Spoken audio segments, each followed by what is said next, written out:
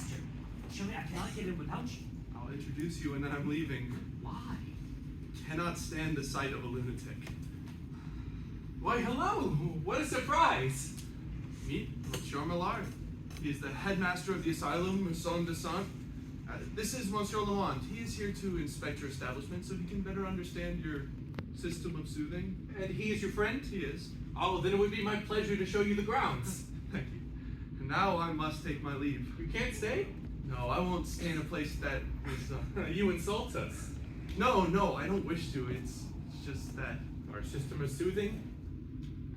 No, it's... I have pressing business, legal business, and my friend here, he's a vacationer. He has all the time. And I'm very interested in the soothing system. Yes. And you say you can't stay? I am so sorry.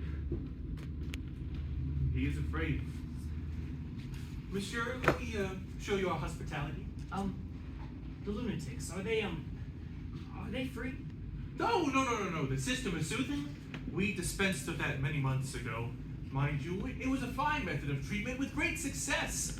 But recently, we've adopted the methods of Dr. Tarr and Professor Fether to overwhelming success. Let me introduce you to our household, please.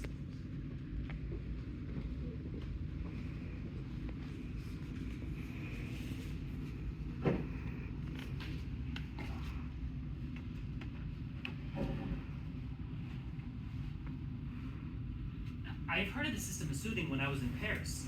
That confinement was avoided, that punishment was seldom resorted to, that the inmates were free to roam with overwhelming resemblance to peoples of their right minds.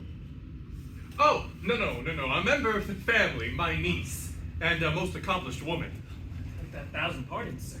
But you will excuse me, the accomplished staff is well known in Paris, and I was wondering, as you know... Oh, please say no more. It is myself who should thank you for the prudence you've displayed. More than once, some unhappy event has occurred because of the thoughtlessness of our past visitors.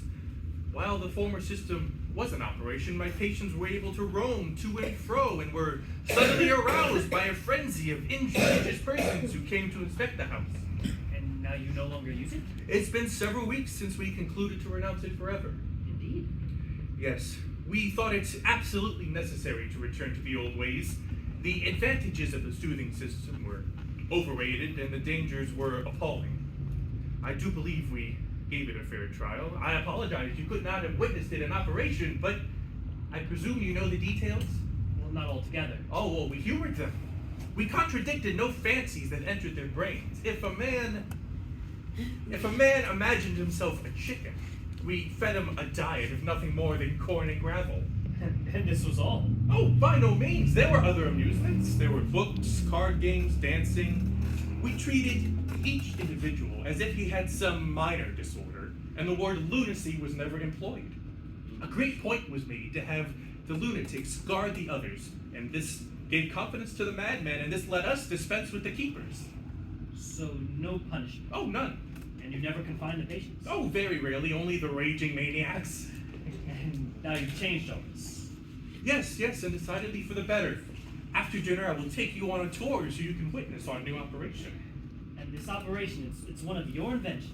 Oh, not altogether. After dinner, I will show you how it is done, but we must wait, for it is somewhat shocking, and I wouldn't want you to spoil your appetite.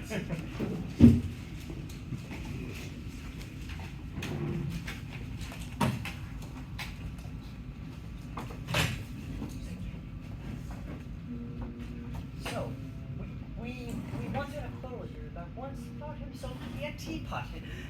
Our fellow was careful to polish himself every morning with buckskin and white wool.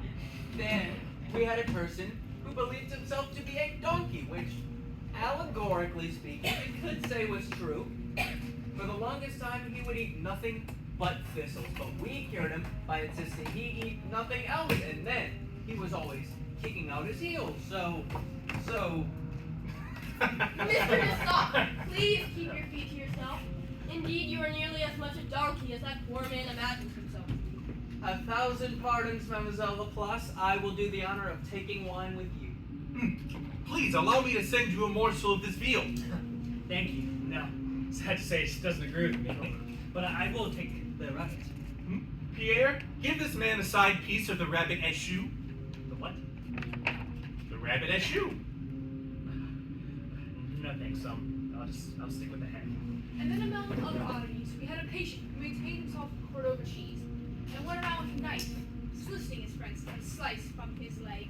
He was no doubt a great fool, but not to be compared to the man who thought of himself as a bottle of champagne, going off with a pop and a fizz in this fashion. Then there was this ignoramus who mistook himself for a frog, which, by the way, he resembled in no small degree. Why, you should have seen the airs he put on. But it was not a frog, though it was a shame he was not. His croak thus. Ribbit. The finest note in the play. And when he put his elbows on the table, distended his jaw, and winked with excessive rapidity, why, you would have been lost in the sheer genius of the man. I have no doubt about it. And then there was Petit Hilaire, who thought of himself as a pinch of snuff, and was truly distressed because he could not take himself between his own finger and thumb.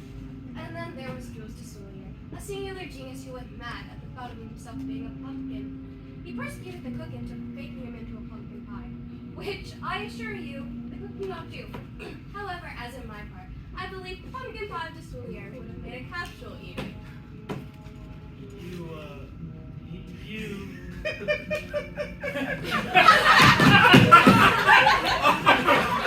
You must not be astonished, woman, me, a friend here to wait. You cannot take her to the letter. Then there was Buffon Legrand. He fancied he had two heads. And while it wasn't impossible to say he was wrong, you could imagine he was right. He had a passion for oratory. He was always sitting up on his chair, and Monsieur Boulard was a bad man, a very silly bad man. Now, Madame Joyeuse was a more sensible person. She found upon mature deliberation by some accident that she had turned into a rooster, and behaved such propriety, and flapped her wings with such prestigious effect. And hence, as for a crow, Madame Joyeuse! Behave yourself! You either conduct yourself as a lady or quit the table forthwith! Madame Joyeuse? Madame Joyeuse was a fool. No, Eugenie Salsifet was of much sound sense. A painfully modest young lady who thought the ordinary mode of dress indecent, and so dressed herself outside her clothes. Thus, Oh, mademoiselle, self-defense! We see how it is done. Monsieur! Oh, the lunatics. The lunatics. Every now and then they get up a howl like dogs in the night, which is occasionally followed by an effort at breaking loose. So there is some worry of danger. How many are there? About 10. Principally women, I presume. Oh, no. Every one of them men, and stout fellows too, I can assure you. Indeed. It's come to my understanding that most lunatics are of the gentler sex. Oh, it is generally so. There was a time where there were 27 patients here, and of that number, 18 were women. But things have changed. Very much, as you can see. yes, changed very much. Yes. Yes. Hold your tongues, every last one of you! And this gentlewoman, the one that gives us the cock-a-doodle-doo, I can presume she's quite harmless. Harmless? What can you mean? Only slightly touched. It is to my understanding that she's not particularly not dangerously affected. Mon Dieu, what is it you imagine? Madame Joyeuse is as sane as myself. She is merely a little eccentric. To be sure. And the rest of the ladies and gentlemen? Oh, are my friends and assistants. All of them? The women?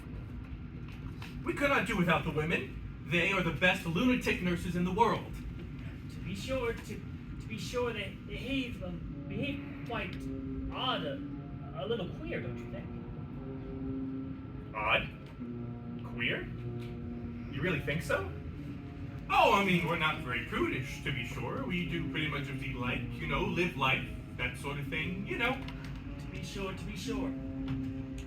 By the by, monsieur, did I understand you correctly when you said the old system was that of one of rigorous sovereignty? Not altogether. There are some portions of it which are referable to Dr. Tarr, whom you have heard of, And there are modifications in my plan which can be traced back to Dr. Fether, if I understand correctly. You've had the honor of an intimate acquaintance. I'm ashamed to say I've never heard of either of these two men. Good heavens!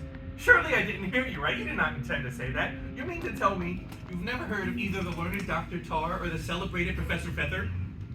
I'm forced to acknowledge my ignorance. I'm humbled to the dust to not be acquainted with these no doubt extraordinary men. I will find their writing forthwith and read it with deliberate care. I must say, Monsieur, you've made me ashamed of myself. Oh, please, say no more, my good young friend. Join me in a glass of Saint-June.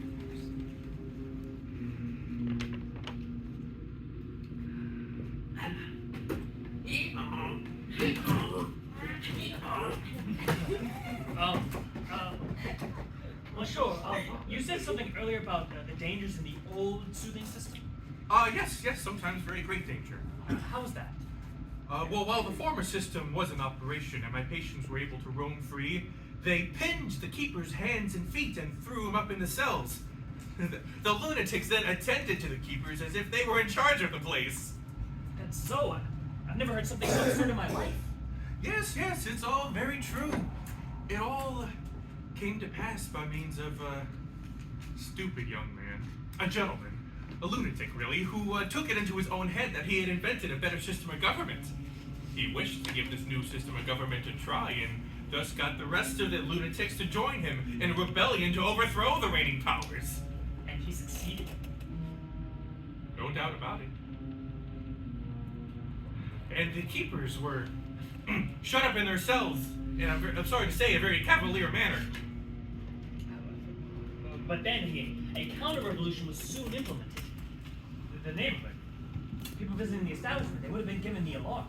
Ah, there you are out. The head rebel was too cunning for that. He admitted no visitors, with the exception one day of a very stupid-looking gentleman, of whom he had no reason to be afraid. He let him in just to see the place, have a little fun with him, and then, when he was done, he sent him on his way. And then, how long then did the madman reign? I can't precisely say. A month, perhaps.